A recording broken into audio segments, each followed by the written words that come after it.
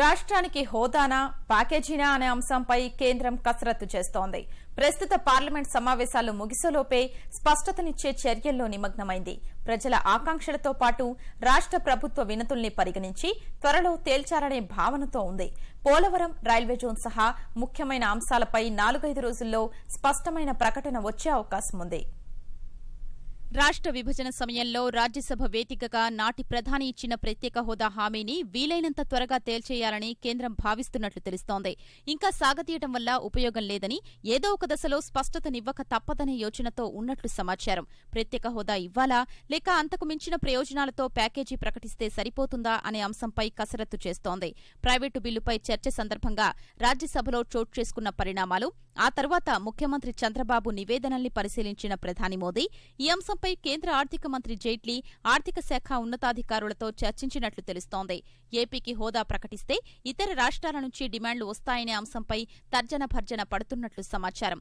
ఆ పరిస్థితి వస్తే ఎలా సర్ది చెప్పాలనేది కొంత ఇబ్బంది పెడుతోంది. ఎలాంటి సమస్యలు ఉత్పన్నం కాకుండా ప్రత్యేక ప్యాకేజీపై 4-5 రోజుల్లో విధాన ప్రకటన చెయ్యాలని కేంద్రం యోచిస్తున్నట్లు తెలుస్తోంది. ప్యాకేజీ ప్రకటిస్తే అందులో కొన్ని ముఖ్యమైన అంశాల్ని పొందుపర్చవచ్చని అంచనా.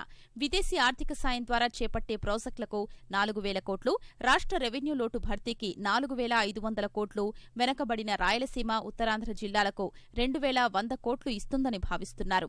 అదనపు తరుగుదల రాయితీకి 15%, అదనపు పెట్టుబడి రాయితీకి 15% ఇస్తున్న ప్రోత్సాహకాల్ని 30% చొప్పున పెంచవచ్చని అంచనా.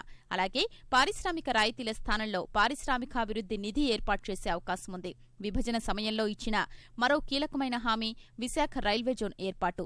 ఈ అంశంపై చర్చించిన రైల్వే ఉన్నతాధికారులు జోన్ ఏర్పాటు చేయాలంటే 800 కోట్ల వ్యయమవుతుందని ప్రభుత్వానికి నివేదించారు. ఇక పోలవరం ప్రాజెక్టుకు నాబార్డు ద్వారా నిధులు అందించాలని నిర్ణయించిన కేంద్రం త్వరలో ప్రకటన చేయనుంది.